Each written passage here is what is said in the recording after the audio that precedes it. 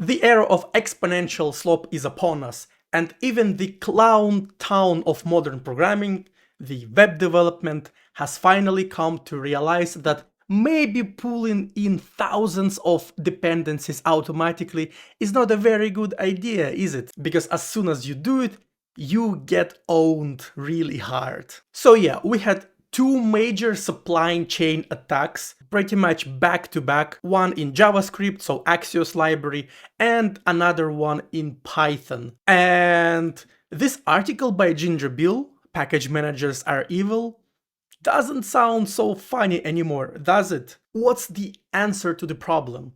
Well, it's called vendoring. And what vendoring is basically just doing dependency management by hand without a package management. Yes, like a caveman, you just take your dependencies and manually put it into a vendor folder in your repository and you commit it together with your code. And this way you have bigger control over all of your dependencies. You usually control how they build, you save a lot of continuous integration resources, and the most important thing is that it makes you really think about every single dependency you add. You know, you get to vet it, you get to really weigh in whether it's worth it, and it's all great. Since we're looking at Ginger Bill, let's look at how Odin does it. So in Odin, here's the main repository of Odin programming language. There is literally a vendor directory where they have all the third-party libraries that are kind of commonly used by the community. We have stuff here as like OpenGL loader, we have GLFW, yeah, here it is. The way they do it, they literally have bindings, so this is the Odin code, and they have compiled libraries. Yes, .dll, .lib, right in the repo. This is how they do it. And if something is not here, you just do it the same exact way, but put it into your local repo. Yep. And here's how Jai does it. Pretty much exactly the same way. There's no separate vendor directory. There are just modules in a normal modules directory. So if you go here and look, you can find curl, you can find free type, you can find OpenGL loaders, you can find DRM GUI, there's SDL down below. And if you, for example, go and look at free type, you will find that it has bindings for different operating systems. It has a script that lets you automatically generate those bindings. And also, if you go here in the Windows directory, you can see pre-compiled library, and same here for Linux, both static and shared libraries are provided. So yeah, this is how they do it, and I think this is the best way to do it, honestly. Now let's play with some code. So here we have very like hello world GLFW example. And what it does, it just creates a window with a title, and then it just bleeds it with a color, GL color buffer bit. So basically it should just fill the entire screen with black color. And so if we compile it with -g means debug info, and link with GLFW and GL loader, it compiles. And now if we run it, well, it prints hi gamers, but it doesn't show a window. So what's going on? If we see LDD, we can see that it is linked against a system library that is installed on my Arch Linux. And if we try to figure out what's going on, so let's try to debug it, right? So we run GDB, we break on main, and if we, let's actually enable TUI so we can see it's TUI enabled. And then we run the executable.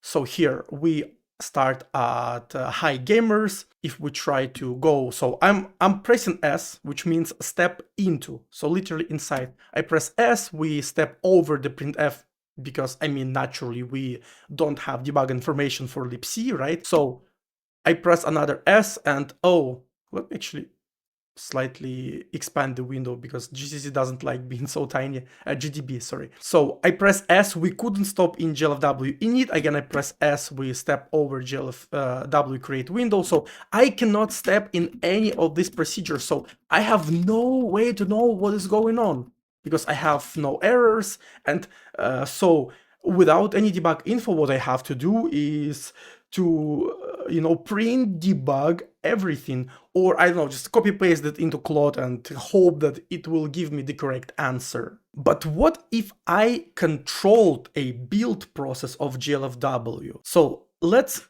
quit, and I actually, if we look at the source of this directory, we can see a vendor folder here.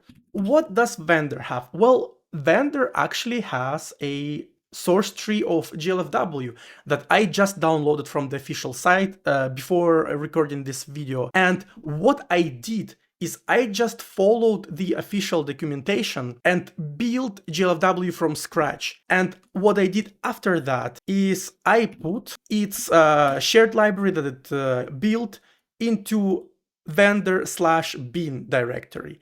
And now what I can do is I can have my program to include local version of GLFW, local header, and then build it against my locally compiled library with debug symbols. So let's do it real quick. Vendor GLFW. Let me just find where includes are. So it's include and GLFW. So this one I need to include. I can copy includes into vendors as well. It doesn't matter. I'll just whatever, have it here. So it have to be regular quotes. I think this should be fine. And now if I try to compile it, it still works because header has all of these definitions. And now I need to build it against the local shared library. So it's GCC. Let's actually give it a name. So -o local. So we have an executable. Again, -g for debug symbols and main.c. And now we need to provide it a local vendor directory. So it's actually capital L and it's vendor bin. And now lowercase l to give it name of the library. And GCC is like a little bit weird. I don't want it to confuse my local library with the shared library. So I just specify the name verbatim. So the way you do it is you press a colon and then lib glfw.so.3. Is it 3.4? No, it's just 3. That was direct cache lgl. I'll link against system GL library because some libraries you should not vendor. I think you should not vendor like libc. You shouldn't vendor like OpenGL drivers. I mean, naturally. So yeah, I can compile it. And now let's look at our, no, not a out, LDD local. It's called local. It still links against a system library. And yeah, I think it's because it just, this is just how priority looks like. And we need to specify our path. So let me quickly look it up. Yeah, the way I specify it is you do WL and then -r path equals vendor bin, something like this. And now, yeah, now you can see that we are linking against a local shared library, local libglfw. So let's go back to the code and let's now try to debug it and see what changed. So gdb local, and now break main, and now to enable, and now let's just run it. Here we have our start. So again, we don't have debug symbols for libc. And now if I press S, look at this. We are literally inside of GLFW source code. Here's the path that GDB prints to us, and it's our vendor dir, right? Here's init.c. Yeah, so let's quickly step over it and see if there's anything weird. So seems like, yeah, we are fine here. Yeah, return GLW true, nice. So create window. Let's see if there's an error. If not window, no, we have our window successfully created. Again, GL clear is OpenGL function. We don't have debug symbols for those. Let's look at swap buffers. Here is a swap buffer source code as indicated by GDB. We have our window. Window should not be null fine, so require init fine. So what next do we have? Do we have an API? We have an API. As a matter of fact, we can display the window, and I don't know if you can see. Let's actually do a display window context. So here's like a bunch of stuff for window internally. So we know that window is populated. And let's look at swap buffers.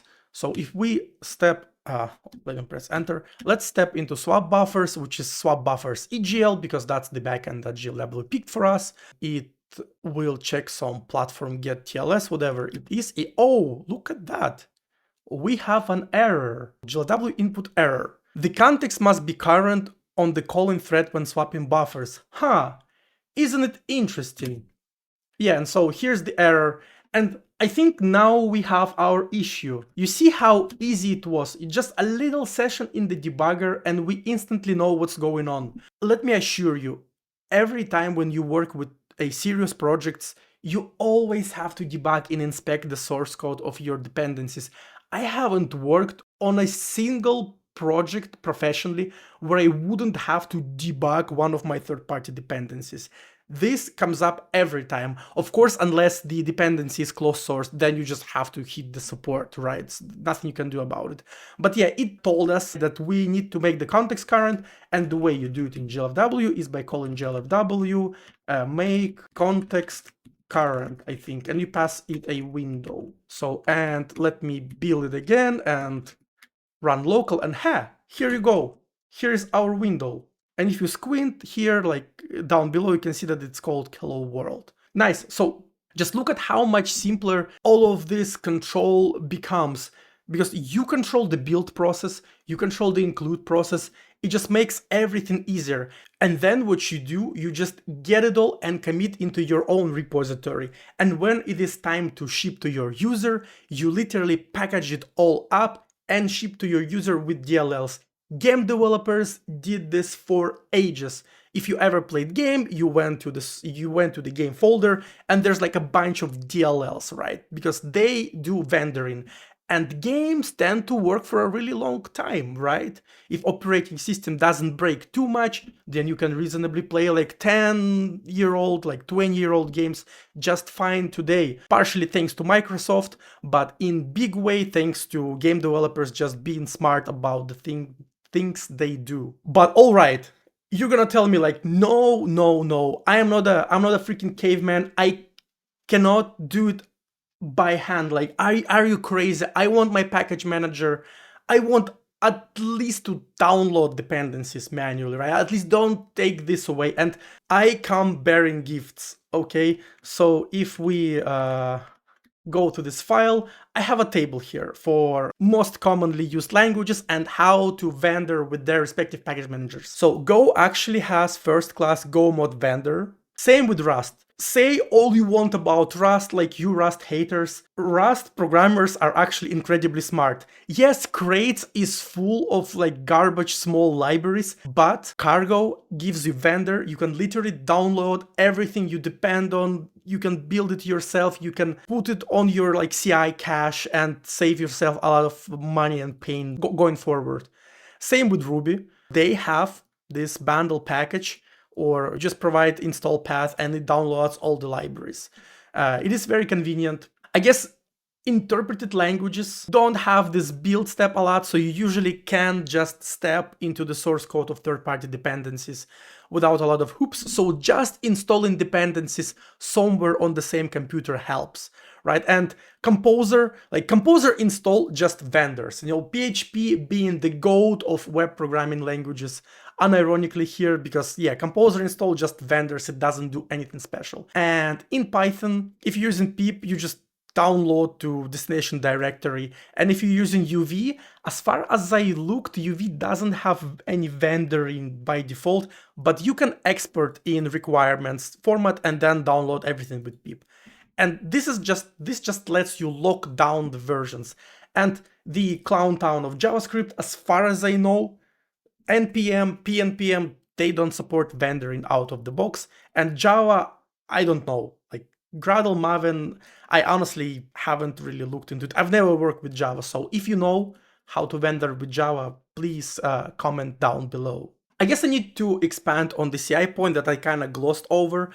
So what I meant is that in 99.9% of all the projects I worked on in my career, you would push your code through continuous integration server and it will fetch dependencies with a package manager on every run.